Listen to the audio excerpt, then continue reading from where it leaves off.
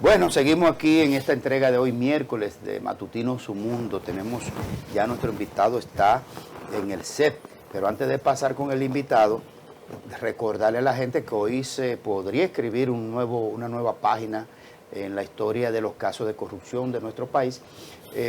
Sí, porque hoy se lee ya la sentencia de Alexis Medina, el hermano del presidente Danilo Medina, quien después de todos estos años de seguimiento al caso de corrupción Antipulpo, pues hoy se va a leer la sentencia. Es decir, que hoy los medios vamos a estar al pendiente de qué estará pasando con eso, compañeros. Así es un protocolo que manda, pues, cuando un caso de esa naturaleza o en lo penal llega ya a su fase, se hace la lectura completica. Si tiene 500 páginas, la secretaria tiene que leer desde la página 1 hasta la número 500. Entonces, es un proceso que es un mandato de ley procesal. Entonces, pero como dice Graimer, lo más importante es el dispositivo de esa sentencia, o sea, que determinó, es un tribunal colegiado, ¿verdad?, que no es unipersonal. El que sabe un poquito de justicia va a entender lo que le estamos diciendo. Entonces hay que ver cómo fue la posición o la votación de los integrantes de ese tribunal colegiado, José. Así es, ayer la jueza presidenta del tribunal, del Tribunal del Distrito Nacional, Claribel Nivar, explicó y les informó a todos los involucrados en el proceso que vayan preparados, porque es un proceso de lectura que podría extenderse por más de 4 horas. Y el inicio de la lectura está para las 9 de la mañana, o sea que ya debe estar siendo acomodado todo en el Palacio de Justicia de Ciudad Nueva para la lectura de esta sentencia que, como dice Graimer, puede sentar un precedente, porque están procesados 2 hermanos del expresidente de la República, Danilo Medina Sánchez, Juan Alexis Medina Sánchez y Carmen Magali Medina Sánchez, que de los 2 era la única que tenía una función pública, porque era la vicepresidenta del fondo del FOMPER, que se negoció fondo, ahí, es porque, el fondo. ¿Cómo se llamaba el exdirector del FOMPER? Fernando Rosa, que también está en el proceso y que negoció con el Ministerio su caso, Público. Y como negoció también el exdirector de la Oficina de Supervisión de Obras del Estado.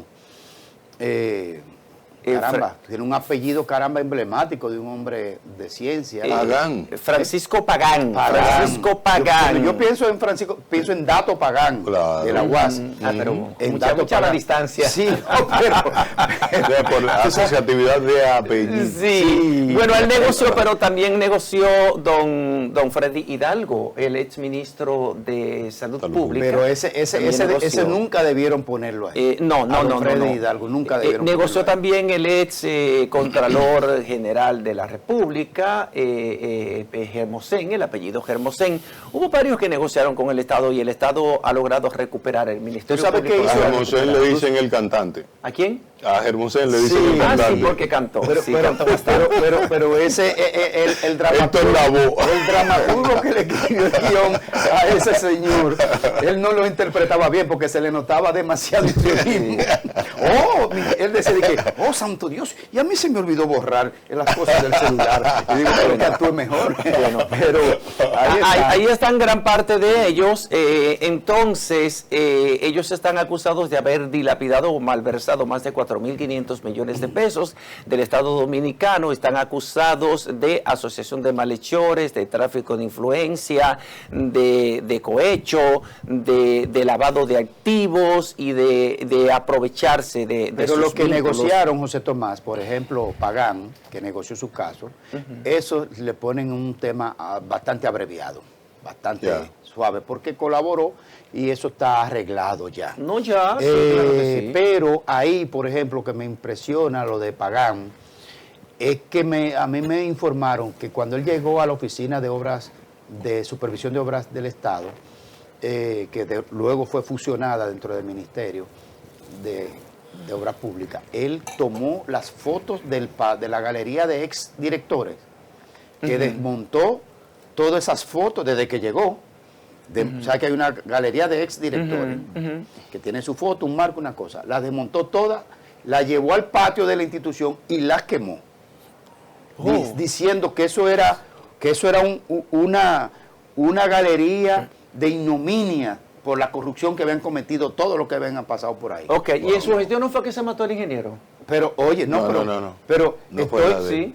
pero lo que estoy diciendo es que fíjate cómo una persona sí. hace un performance de que llegó el más serio,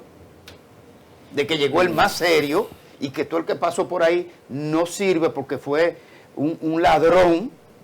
Entonces él quema toda la fotografía y todo el tema, que es probable que muchos de las fotos que él quemó, de los cuadros que él quemó, es cierto que es posible que fueran ladrones. Préstame tu Pero la verdad es que terminó muy mal, porque Pagán se vendió como uno de los hombres serios que iba ahí, y él mismo admitió, se le puede decir que él cometió corrupción, que fue al Estado y cometió corrupción el señor Pagán, porque él admitió los hechos para poder hacer un proceso de colaboración y un proceso abreviado de su caso. Yo quisiera... Pero de todos modos, en el día de hoy, Ajá.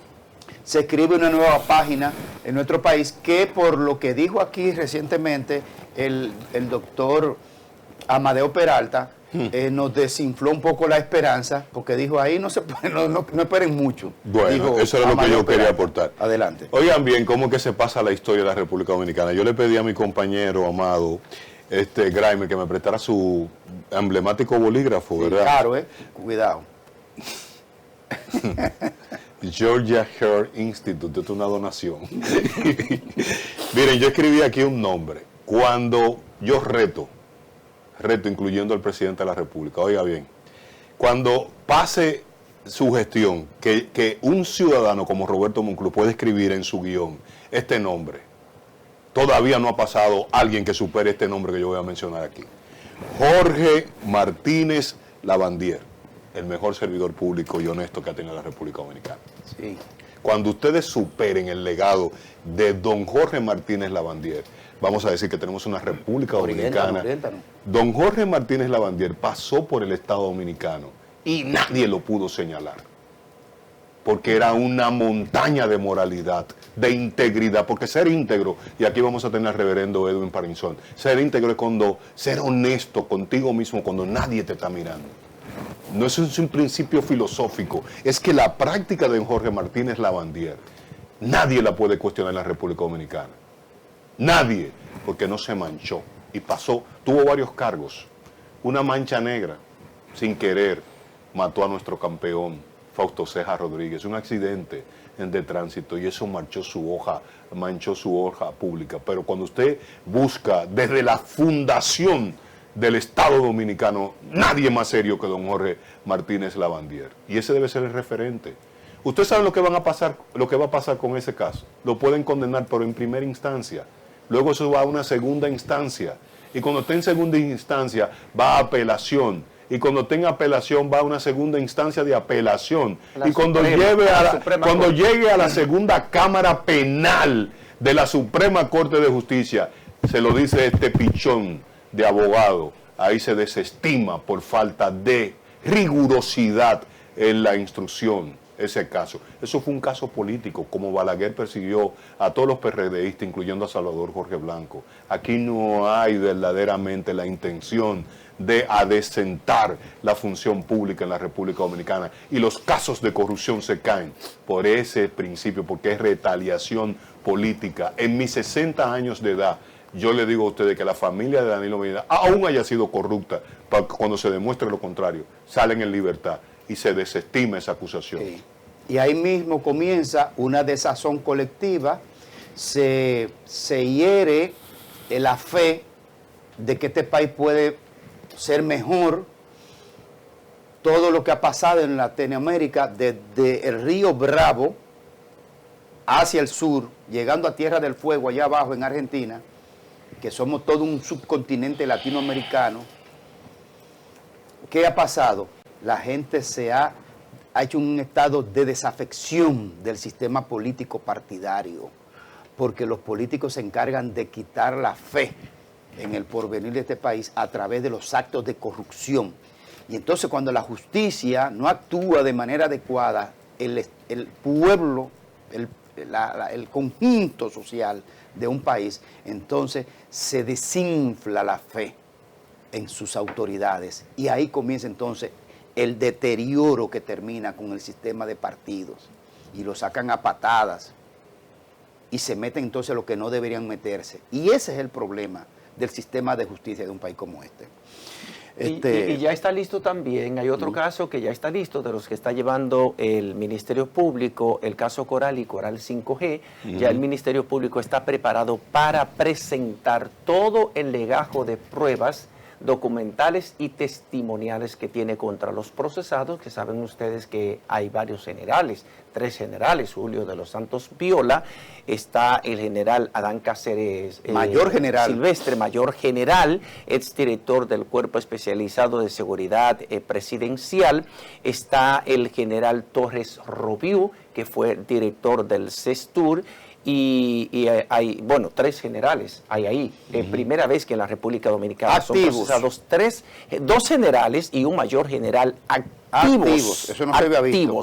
Eso nunca se había visto en la República Dominicana, y ese es otro caso que ya está en la fase final. Bueno, vamos a entrar con nuestro invitado estelar del día de hoy. Nos prestigia de manera importante su presencia con nosotros por su larga trayectoria, por su vida correcta y además por sus raíces ya dominicanas en nuestro territorio. Edwin Parisson, ex cónsul de Haití en la República Dominicana, y ejerce un liderazgo importante en una fundación que propugna y procura por las mejores relaciones más eficientes y más correctas entre la República Dominicana y Haití. Buenos días, cónsul.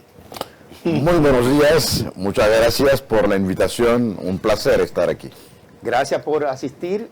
Como siempre, en programas como este, siempre se da una primera vez en algo, y usted es el primer invitado internacional que se sienta aquí en el CEP. ¡Qué honor! Sí. Ante todo, ¿en qué se está dedicando usted? Porque hace tiempo que no ejerce una función desde su país, de Haití. ¿Qué está haciendo? Bueno, la verdad es que me he considerado siempre como un actor de la iglesia o de la sociedad civil prestado al Estado. Así que no estaba haciendo una carrera en el Estado. Tuve el honor de haber sido escogido por 2 gobiernos, bueno, hasta 3 gobiernos. El primero fue por el presidente Aristide, y luego por el presidente Preval, y en última instancia por el presidente Priver, para ocupar posiciones distintas durante esos 3 gobiernos. Pero mi base es la iglesia. Ahí nací y ahí pues pasaré también mis últimos días, no como sacerdote activo ya, pero como un cristiano comprometido en las mejores causas de la sociedad donde me encuentro. Y por ahora dirijo la Fundación Zile. La Fundación Zile es una organización a carácter binacional. Tenemos un comité en Haití, un comité en República Dominicana, y propugnamos mejores relaciones entre Haití y la República Dominicana. Hay una palabra clave en nuestro discurso institucional, es la transparencia, con la cual entendemos que nuestros dirigentes en ambos lados deben de manejar las relaciones entre los 2 países. ¿Y qué tiempo lleva usted ya en la República Dominicana? 42 años. Yo llegué en el 83, así que 43 más o menos. Llegué en el 83 para los estudios teológicos en el seminario episcopal, que era a la vez el seminario episcopal y evangélico. Ahí se preparaban los sacerdotes de la iglesia episcopal y los pastores de algunas denominaciones evangélicas, especialmente la iglesia evangélica. ¿Ahí en la Avenida Independencia? En la Independencia. Ok. Sí. Okay. Mire, antes de que pasemos a los temas recios, Sí. La iglesia, a propósito de su actuación desde la iglesia de Inglaterra, del Reino Unido, dio un paso adelante en estos días. Nuestro buen amigo y comandante de Abril, don Fafa Taveras, tiene un permanente discurso de exigencia de que la iglesia es muy cerrada y que no promueve obispas dentro de su estructura eclesial. Bueno, pues la iglesia de Inglaterra dio un paso adelante y nombró la primera obispa, pero sucede y viene a ser que tiene un detallito, y es que es abiertamente lesbiana y pasó a ser obispa de la iglesia de Inglaterra. ¿Cómo ustedes ven eso, ustedes, lo de esta corriente de fe de este lado?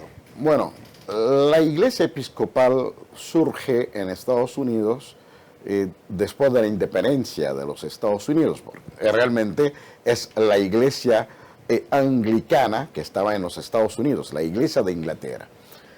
Y la iglesia, las diócesis de República Dominicana y Haití dependemos de la iglesia episcopal de los Estados Unidos. Y en la iglesia episcopal en los Estados Unidos ese paso ya se había dado. De hecho, tuvimos una obispa presidente, es quien dirige a toda la comunión episcopal en los países donde la iglesia episcopal está presente. Y hace unos 7 años, 6 años que ella terminó su mandato. Pero en la iglesia episcopal en los Estados Unidos hay decenas de obispos que son mujeres. Muy bien. Y tenemos también sacerdotes mujeres en la República Dominicana y desde luego en Haití, que trabajan con los mismos privilegios, los mismos derechos que los sacerdotes y la condición hombres. de que sea abiertamente lesbiana, porque el canon de las expresiones de fe cristiana, que es la Biblia, establece que desprecia y castiga la homosexualidad. Entonces, ¿cómo se asume un caso como este? Sí, bueno, ese es el gran debate entre los teólogos y sobre todo desde la hermenéutica, que da la interpretación bíblica en el contexto actual. Y la Iglesia Episcopal ha adoptado un approach pastoral hacia las personas que tienen preferencia sexual hacia su mismo sexo, de manera muy distinta. Cuando a veces son rechazados, en la iglesia episcopal son recibidos y se entiende que pastoralmente deben ser atendidos y deben recibir los mismos derechos que otros, que los heterosexuales. Por supuesto. Así que es un abordaje muy distinto que se ha dado hace tanto tiempo en la iglesia episcopal sobre ese tema tan sensible en la sociedad nuestra. Y en esa parte coincidía mucho el extinto Papa Francisco con esa manera de ver la cosa de la iglesia episcopal, porque él decía que él no tenía autoridad para juzgar, por ejemplo, a las personas que tienen preferencia por su mismo sexo, y que como Dios es un Dios de misericordia que quiere a todo el mundo y que ama a todo el mundo por igual, no se concibe que Dios rechace a personas que tienen una orientación por su mismo sexo. Quiero preguntarle, por ejemplo, como usted dice que esa fundación, SILE, está haciendo un trabajo entre la República Dominicana y Haití, que trabaja con base a la transparencia. ¿Qué vínculo, qué conexión tiene esta fundación con el Consejo Presidencial Provisional escogido en Haití como un puente para buscar una solución a la más grave crisis de seguridad política, social y humanitaria que vive Haití en toda su historia?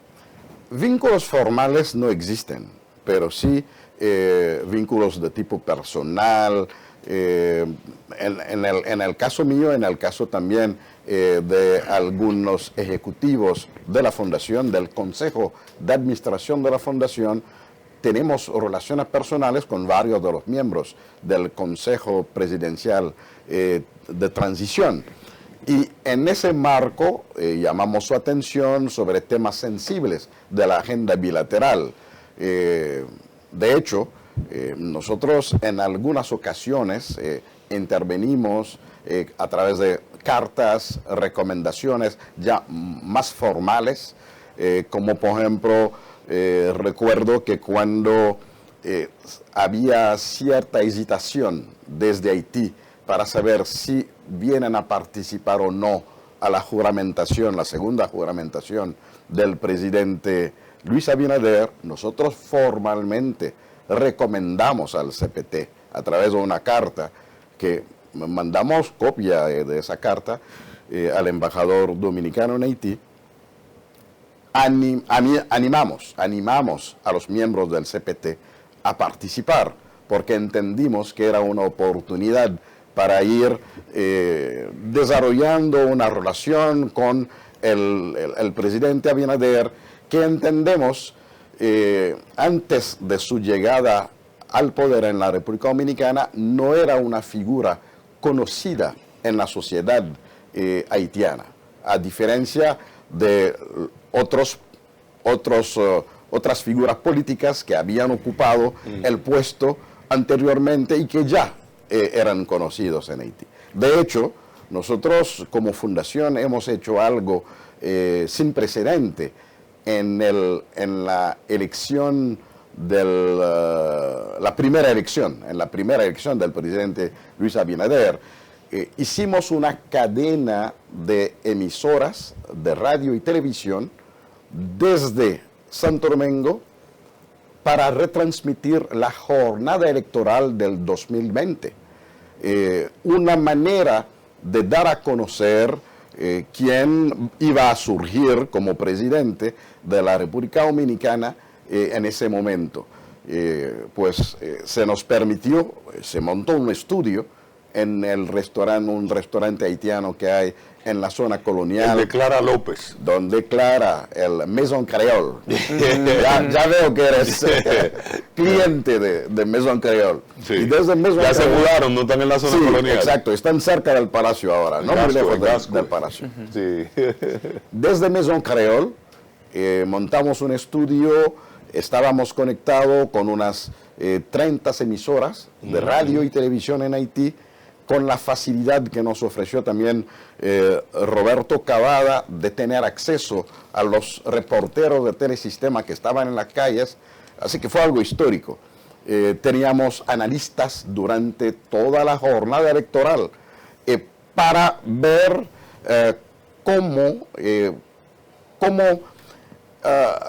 cómo se iban a desarrollar, cuál iba a ser la política gubernamental de los principales candidatos en ese momento, Sí.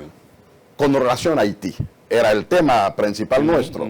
¿Qué ofrecían los distintos candidatos del 2020 en el tema haitiano? Y esto fue sencillamente un ejemplo de cómo actuamos en el sentido de fortalecer los lazos entre Haití y República Dominicana. Sí, reverendo, usted ha dicho algo muy lindo al definir brevemente, ¿no?, una síntesis de lo que es la Fundación Siles que usted dirige, ¿no?, que ustedes manejan la agenda binacional y el concepto y el pilar transparencia.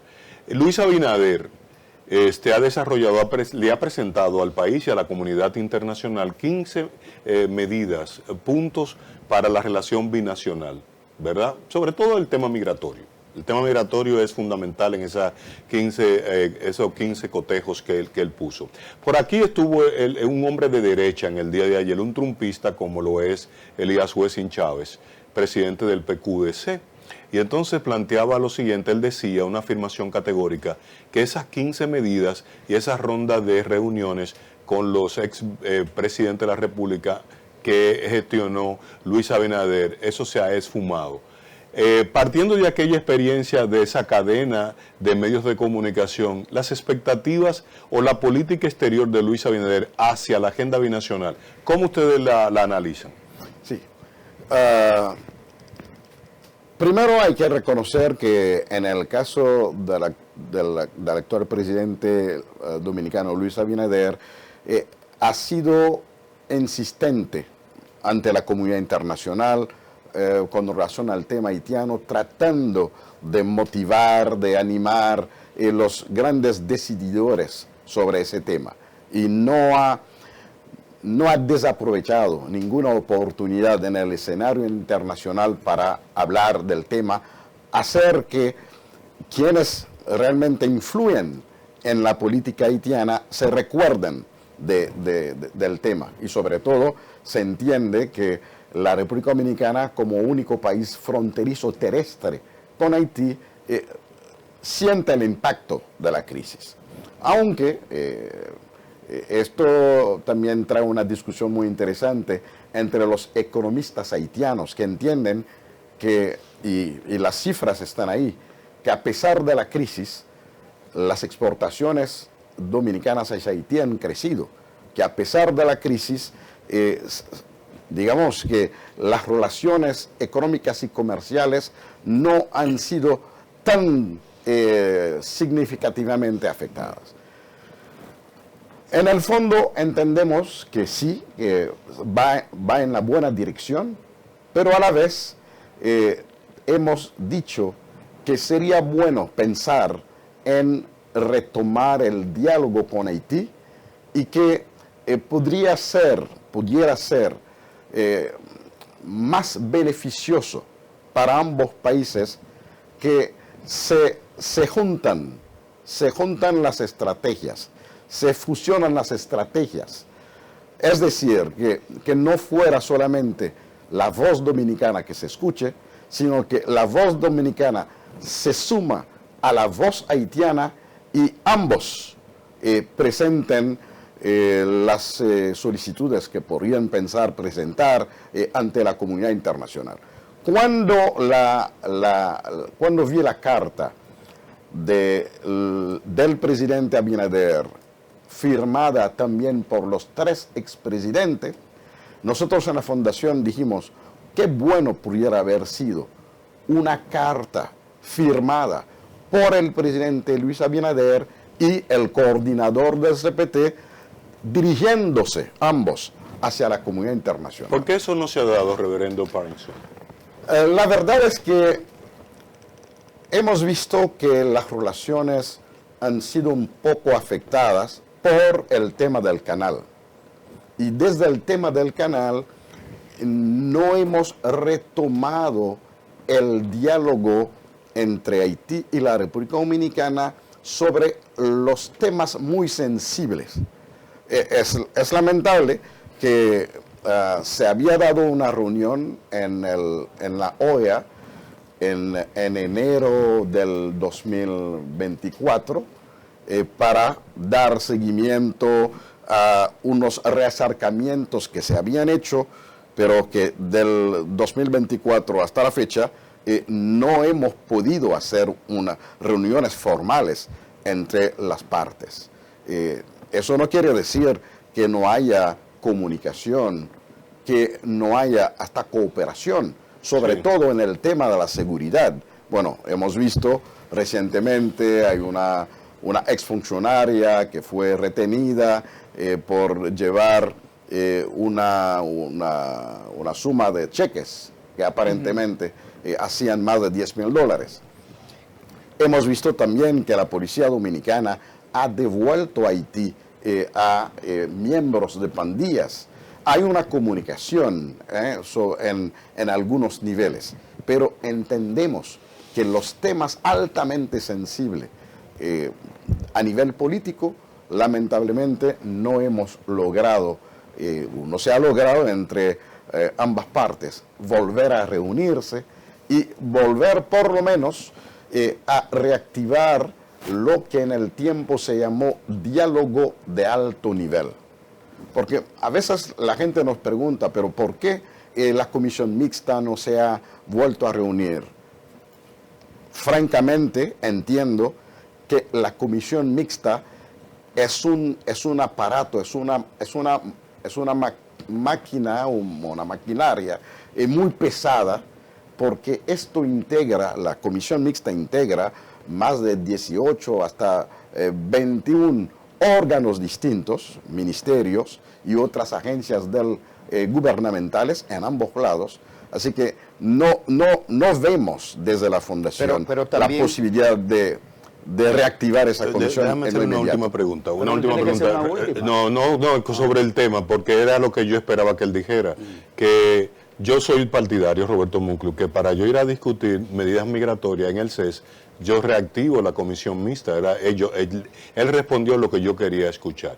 Ahora, lo que no me cuadra, reverendo Edwin Parinzón, es que el Luis solo tiene una visión migratoria del problema haitiano, una lectura migratoria. Y usted ha dicho aquí con mucha propiedad de un hombre de Dios y un hombre que maneja la agenda binacional, que si las exportaciones, usted le puso un elemento económico. O sea, es una visión corta la que tiene el presidente de la República sobre el tema binacional. Esa es mi preocupación, porque si las exportaciones hacia Haití desde República Dominicana presentan números, pese al escozor que provocó la construcción del canal, entonces hay algo que no me cuadra en cuanto a la política exterior hacia Haití de la República Dominicana. Ya. La verdad es que, bueno, eso ya entra en decisiones internas de la República Dominicana, de cómo manejarse frente a Haití. Nosotros desde la sociedad civil, pues tenemos una lectura diferente y tratamos de animar a que los dirigentes fortalezcan más las relaciones y vean esa realidad. La realidad de otra palabra clave en nuestro vocabulario institucional, la realidad de la interdependencia. Esa interdependencia la hemos vivido durante la experiencia de cierre, yo diría, unilateral de las fronteras, porque la decisión del cierre total de las fronteras vino de la República Dominicana. Y en ese momento hemos visto que desde la República Dominicana, los comerciantes de Dajabón, los empresarios hasta de Santiago, pues hacían una presión para la reapertura de la frontera, sobre todo la frontera terrestre, porque gran parte de la producción, de su producción, desde el Cibao, por ejemplo, se dirige hacia Haití. Y con la frontera cerrada, pierden. El tema de la comisión binacional, evidentemente que se vio afectada por el asesinato del presidente Jovenel Moïse, porque previo al asesinato, vía sicariato del presidente Moïse, se habían visto en la frontera precisamente el presidente Abinader y el presidente Moïse. Entonces, eso obviamente que frenó cualquier empuje. ¿Cuál ha sido la razón fundamental luego que muere, que asesinan al presidente Jovenel Moïse, que no ha quedado aclarado del todo todavía, la razón, los motivos, de dónde salió, que el Consejo Presidencial que se ha creado en Haití, no se produce el acercamiento? Y me gustaría preguntarle si usted conoce quién es Laurent Saint-Cyr, el nuevo presidente del Consejo, haciendo la función cuasi de primer ministro o presidente de Haití. El acercamiento con ese Consejo Presidencial. Bueno, primero, qué bueno que hayas recordado ese encuentro histórico entre el presidente Luis Abinader y el asesinado presidente Jovenel Moïse. Sí. En ese encuentro firmaron una declaración conjunta de 9 puntos. Entendemos que iban a ser esos 9 puntos muy útiles, muy importantes para el fortalecimiento de las relaciones entre Haití y la República Dominicana. Lamentablemente vino el asesinato y no se pudo dar seguimiento a esa declaración conjunta que todavía está ahí y que los puntos en algún momento deben de ser, digamos, retomados por las autoridades de ambos países.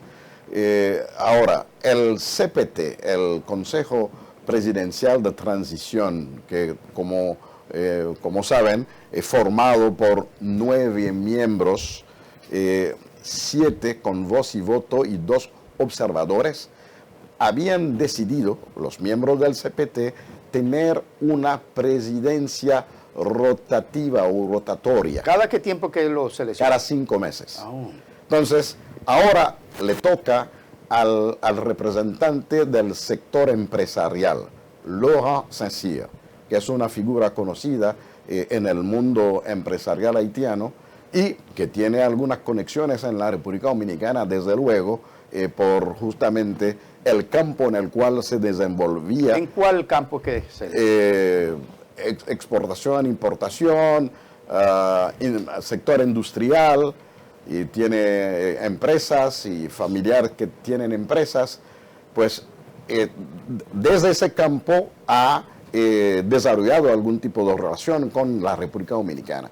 Y entiendo que quizás... ¿Pudiera abrirse, usted cree que con el nuevo presidente de ese Consejo de Transición de Gobierno, pudiera abrirse habría facilidad de comunicación? Porque el presidente Abinader también es un empresario y tiene en su gobierno mucha gente vinculada al empresariado.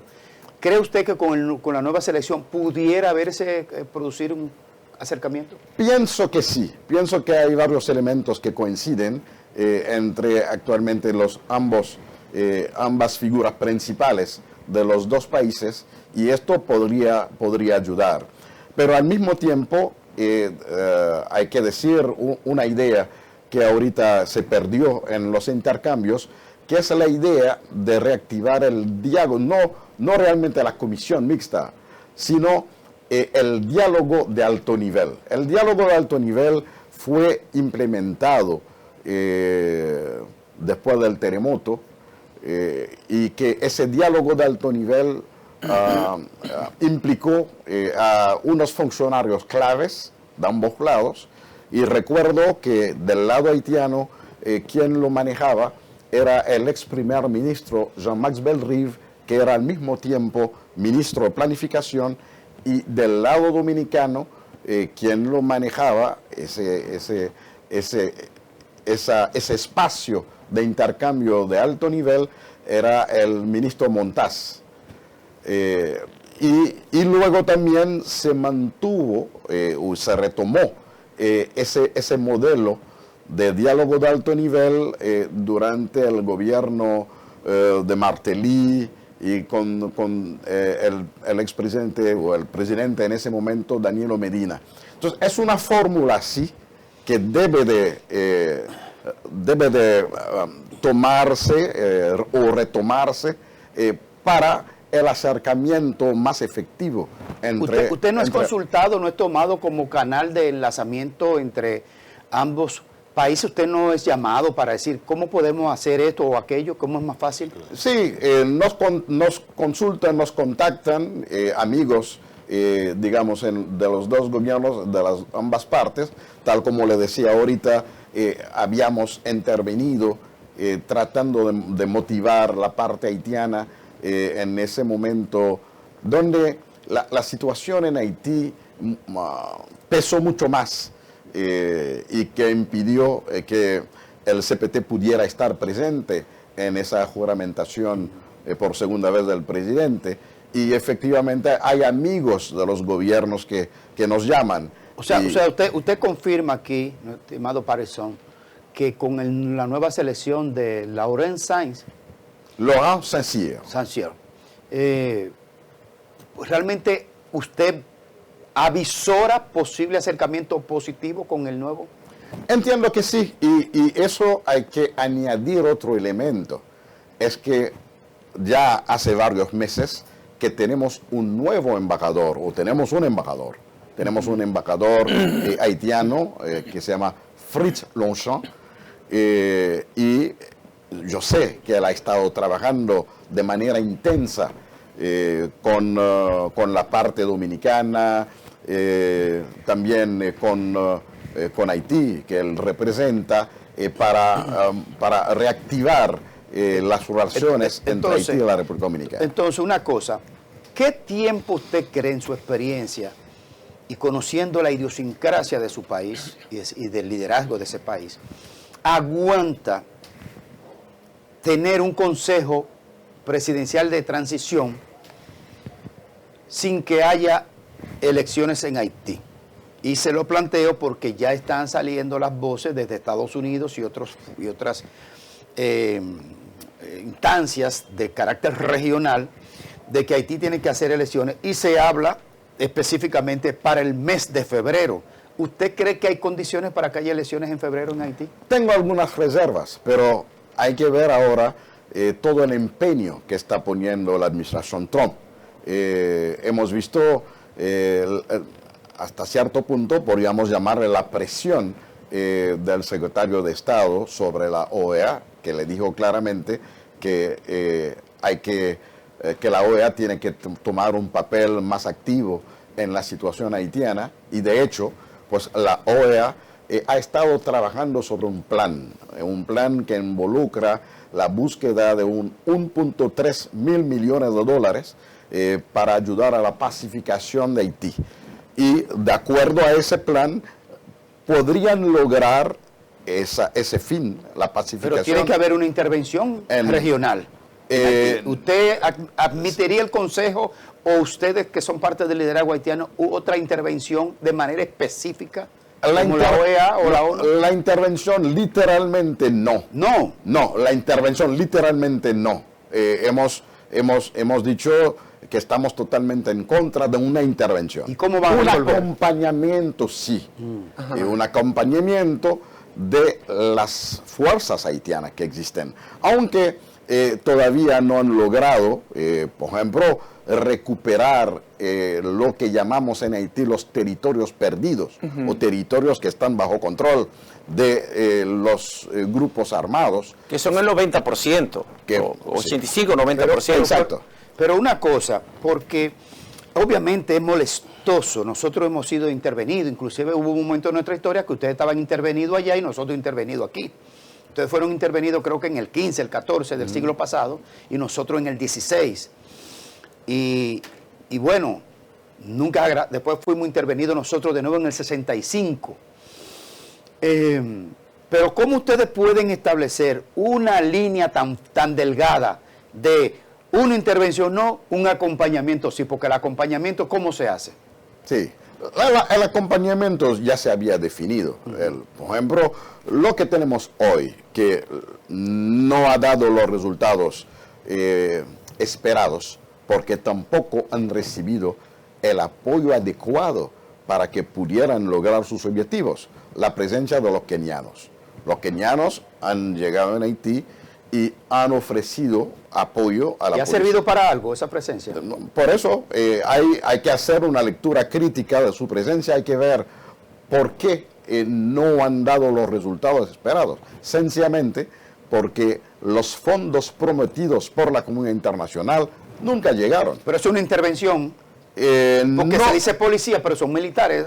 Son militares. Bueno, son realmente policías y por eso yo subrayaba la palabra acompañamiento, sí, en vez de una interpretación literal de la intervención. Pero con un acompañamiento, señor Pagaisón, con un simple acompañamiento, ¿usted piensa que podrían ayudar a salir a Haití de esta terrible crisis, de un escenario que está dominado totalmente por bandas asesinas, por bandas terroristas, como por ejemplo esa federación de bandas que lidera Jimmy Cherizier, mejor conocido como Barbecue, a cuya cabeza el Departamento de Estado de los Estados Unidos le ha aumentado el precio de $2 millones a $5 millones para aquel que pueda dar información que permita atrapar a Jimmy Cherizier? Uno se pregunta, pero a cada rato Jimmy Cherizier se presenta en las calles hasta dando entrevistas, ¿por qué no lo atrapan? ¿Por qué no destruyen esas bandas? Esa es la pregunta del millón, como se diría aquí en República Dominicana. Jimmy Cherizier es la primera persona sancionada por el Consejo de Seguridad de las Naciones Unidas en el 2022. Así que no estamos hablando de un caso recién. Lo de los Estados Unidos sí es recién. Pero sin embargo, desde el 2022... la comunidad internacional, a través de una resolución del Consejo de Seguridad, pues lo declaró como una amenaza. Una amenaza no solamente para la paz en Haití, sino con cierta trascendencia regional. Lamentablemente, lo hemos visto, tal como bien dices, dando entrevistas con periodistas internacionales.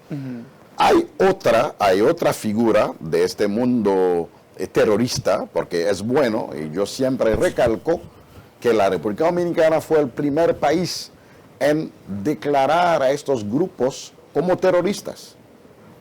Los Estados Unidos lo hicieron recientemente, fue ahora cuando llegó la administración Trump. A pesar de que durante la administración Biden, aviones de Estados Unidos fueron atacados en el territorio haitiano, tres líneas americanas fueron atacadas en Haití. American Airlines, JetBlue y Spirit. Y fueron baleados. Pero a pesar de esto, la administración americana no había hecho esa declaratoria. Entonces, bien recibida ahora con la administración Trump. Pero sin embargo, no se ha hecho nada desde la comunidad internacional y particularmente, yo diría, hay una falla clara.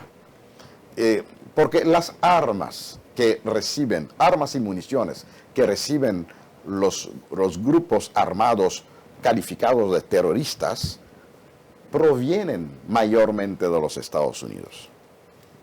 Entonces, ahí no hemos visto una declaración convincente, de un compromiso convincente de parte de las autoridades competentes en decir que vamos a cerrar totalmente esa válvula. Arma y dinero. Entonces hay una doble moral. Por un lado dicen que quieren acabar con las bandas, que quieren resolver el tema haitiano, pero no hacen lo suficiente para acabar con esas bandas, con las bandas que lidera Jimmy Cherisier Barbecue, que ha creado el mayor ambiente de tensión y de preocupación en Haití. Ha forzado al desplazamiento de casi 1 millón de ciudadanos haitianos y han matado, por ejemplo, en el 2024 a unos 5.600 ciudadanos haitianos, y en lo que va del 2025 van más de 3.500 ciudadanos haitianos asesinados. Así es, yo diría que, y no se trata de Jimmy Cherisier solamente, hay otro actor de este mundo pandillero y terrorista cuya cabeza también está con el precio de hasta 2 millones de dólares. La pregunta es, ¿hay doble moral? Perdóneme, la pregunta es, ¿hay doble moral de parte de Estados Unidos? No, entiendo, y eso lo ha dicho Leslie Voltaire, que fue coordinador del CPT, sí, que hay poco compromiso de parte de algunos actores de la comunidad internacional en cuanto a acciones que tienen que tomar en su propio terreno. Incluyendo los Estados Unidos, Edwin. Incluyendo los Estados Unidos, definitivamente. Usted es tan diplomático, poco compromiso, indiferencia, Edwin Patterson, sí, eso es indiferencia. Ya. ¿Cómo usted la califica entonces? No, bueno, diríamos que para mantener, porque siempre lo que hay que hacer, y en la diplomacia, ya que lo estamos hablando, de alguna manera Haití necesita del apoyo de esos países que son influyentes en su vida cotidiana. Muy bien, vamos a hacer una pausa, señor Patterson. Vamos a hacer una pausa que están pidiendo hace un momentito, pero le vamos a dejar una cuestionante para que lo abordemos. Se dijo aquí recientemente, una colaboradora nuestra desde Bogotá, Colombia, la periodista Carol Pérez, de que la visita de Petros, del presidente de Colombia, Petros, a Haití, se trata de un apalancamiento, utilizando a Petros como un pivote de China, interviniendo en la realidad haitiana. Pero cuando retornemos de la pausa. Edwin Patterson, un importante dirigente de Haití, ¿verdad?, que ejerció las funciones, aunque no se establece el consulado como una función diplomática, pero lo es. En el caso particular lo es. Y nos está dando unas declaraciones importantes en el sentido de la realidad haitiana, y nos quedamos con pendiente sobre cómo observan ustedes la visita de Petros, del presidente colombiano en 2 ocasiones muy seguidas y que se ha dicho por una información de que representa intereses chinos en Haití.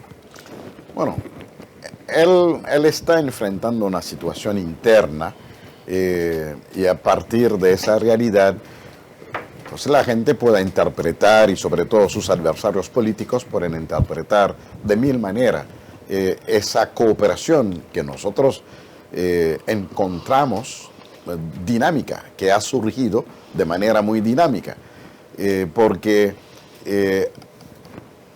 a diferencia de lo que estábamos hablando ahorita, que hemos visto cierto enfriamiento a nivel bilateral entre Haití y la República Dominicana.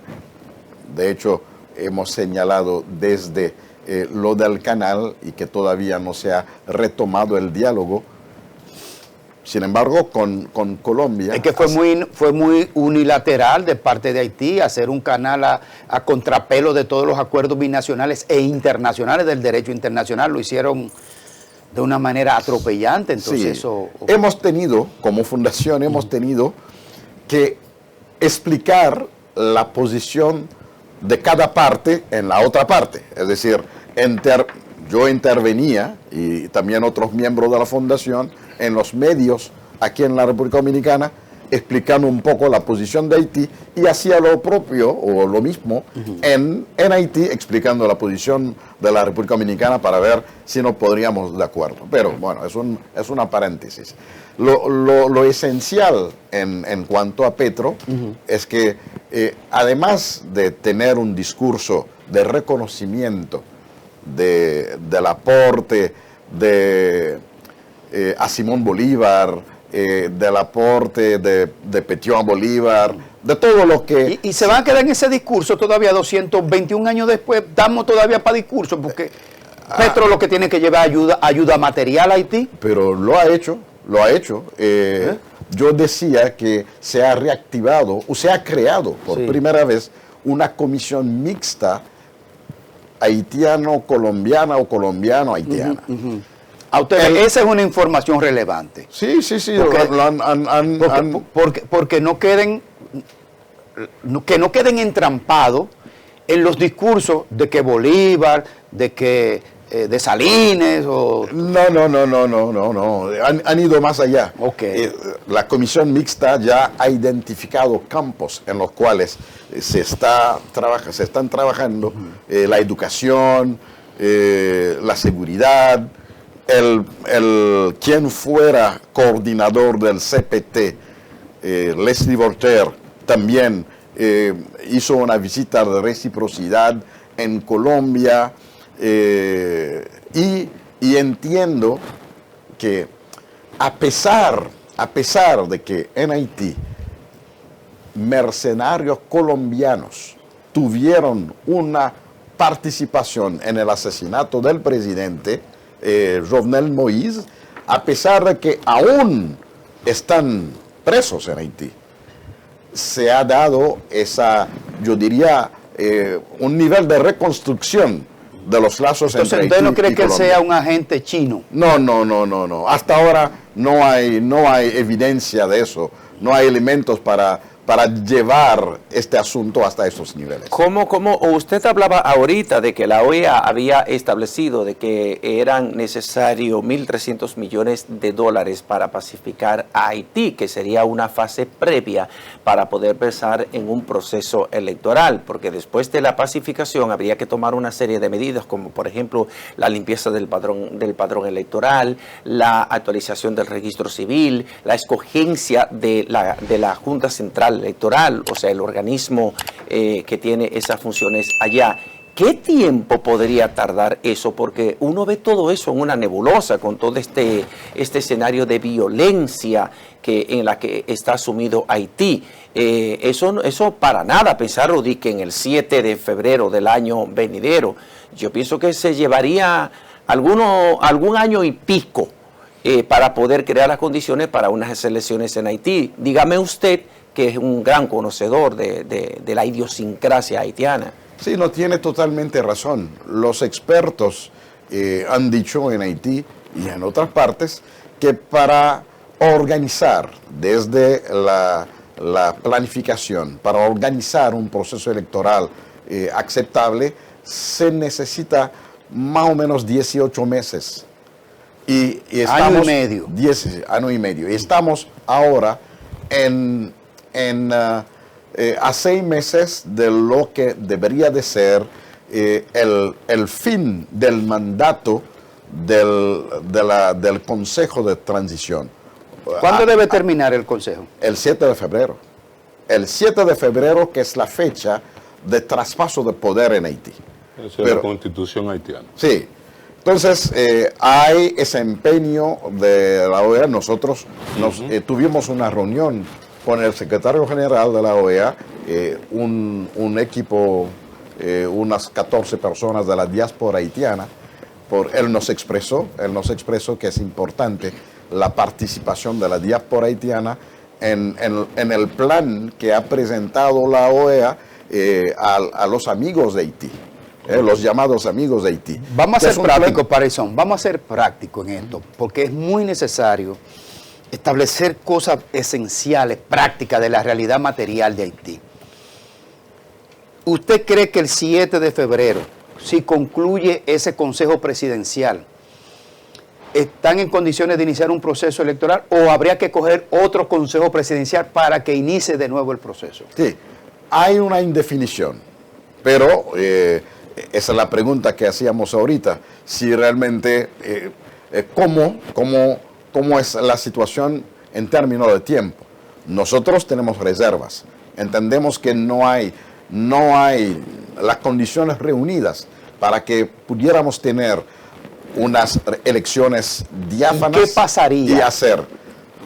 Ya se está estudiando la posibilidad de ir a lo que la Constitución prevé. ¿Qué prevé? La Constitución prevé que sea un juez de la Corte de Casación que tenga las riendas del Estado en ausencia de un presidente. Porque ya... ¿Está ese puesto actualmente? Claro. Sí. ¿Y quién lo ejerce actualmente? La verdad que el nombre se me escapa. Sí. Sí, el nombre o sea que en pero febrero... hay varios miembros de la Corte de Casación. Lo que pasa es, Parizón, es que estamos tratando de nosotros visualizar qué va a pasar en febrero en Haití. Si ese juez de la Corte de Casación, que es lo que establece el orden constitucional, asumiría entonces ¿qué cargo asumiría? ¿Presidente, primer ministro, qué? Así es. Bueno, ahora tenemos, el Ejecutivo está compuesto de dos cuerpos, la presidencia por un lado y el gobierno por otro lado. Por ahora, ¿quién es el primer ministro? ¿Quién es el jefe de gobierno? Es otro empresario. También eso ha traído en Haití un poquito de controversia. ¿Actualmente? Actualmente, sí. Es el señor Alix Didier Fils-Aimé. ¿Primer ministro actualmente? Primer Claro, ministro. claro. ¿Y qué hace? Porque nosotros lo que vemos en el Consejo. Hace ya algunos meses. Pero nosotros lo que vemos en el Consejo actuando, al primer ministro no lo vemos. Sí, él ha estado haciendo su trabajo desde la primature, que es la sede del gobierno. Entonces, hay el CPT, el Consejo Provisional de Transición, que sigue haciendo el papel de la presidencia colegiada que tenemos y supervisando un poco el trabajo del gobierno que dirige el primer ministro Alix Fils-Aimé. Entonces... Complicado. Sí, entonces, al 7 de febrero, por alguna razón,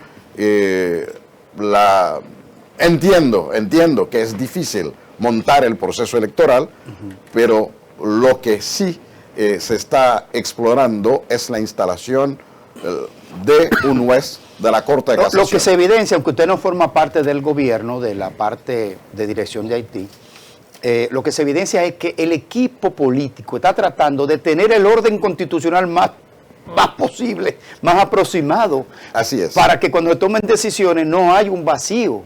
Sí, así es. Eso es lo que así se es. percibe. Sí, así es. ¿Verdad? Sí, se ha hecho un gran esfuerzo en que, a pesar de que estamos en un régimen que es fruto de un acuerdo entre los actores políticos, porque es una situación que ha sido difícil de manejar, sobre todo que después del asesinato del presidente, la clase política no se sintió satisfecha con la escogencia de Ariel Henry como primer ministro, visto la influencia de la comunidad internacional en esa decisión. Como si los actores haitianos se vieron excluidos y que la comunidad internacional se impuso y puso a Ariel Henry como primer ministro. Pero también lo quitó.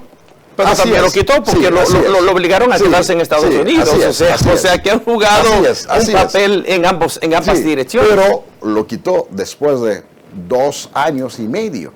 Y Haití perdió hasta cierto punto todo ese tiempo, porque la sociedad civil y la clase política decían que esta decisión no era la correcta. Se creó lo que se llamó, o lo que se llama hasta ahora, el Grupo Montana, que logró un acuerdo entre distintos sectores políticos. Se llamó ese Acuerdo Montana, que fue presentado a la comunidad internacional y que había sido, yo diría, aceptado ese documento como un documento que pueda realmente ayudar a la gobernanza de Haití. Reverendo Edwin Parinson, ahora estoy recordando un comunicado reciente de 4 partidos de derecha de la República Dominicana, donde expresan su preocupación por la inestabilidad, o ellos entienden que hay una inestabilidad en el Gran Caribe. Mencionan Haití, Venezuela y Colombia. Pero está República Dominicana pendiente de que llegue ya una embajadora norteamericana, que ella ha dicho que en República Dominicana hay una influencia del Partido Comunista Chino. ¿Tú sientes eso en Haití? Que el Partido Comunista Chino está como influenciando en la región Centroamérica, Sudamérica, con gobiernos como de cortes dictatoriales. Bueno, la verdad que no. Recuerda que, a diferencia de la República Dominicana, Haití todavía mantiene sus relaciones con Taiwán. Y que no... Es un dato que no sabía. Oh, sí. Haití es uno de los pocos países, yo no diría uno de los pocos, bueno, sí, en la región, es uno de los pocos países de la región que mantiene sus relaciones diplomáticas formales. Yo creo que Guatemala todavía la mantiene. Por eso uno de los pocos. Llegamos al final de la conversación, pero ya finalmente Blackwater, que es el grupo de mercenarios de muerte por encargo, dijo aquí ayer Elías Wessing Chávez, a quien se refiere Monclús, que ese grupo empresarial de mercenarios que está en Haití es de una empresa china. Yo me quedé sorprendido con ese dato. Sí. ¿Tú manejaba esa información? Yo he visto que se ha dicho eso en la República Dominicana, pero no podemos olvidar que esas compañías, esas empresas de mercenariato internacional están bajo control en los Estados Unidos. Bueno. Y son dirigidos por antiguos militares que son reservistas todavía, sí, claro, de los Estados Unidos. Así que no veo el vínculo ni el peso de la preocupación. Muchas gracias, Edwin Parizón, por esta conversación muy reveladora. Gracias, y lo estaremos invitando nuevamente. Con gusto. A ustedes gracias, nos vemos mañana. Tenemos un gran programa mañana, sorprendente.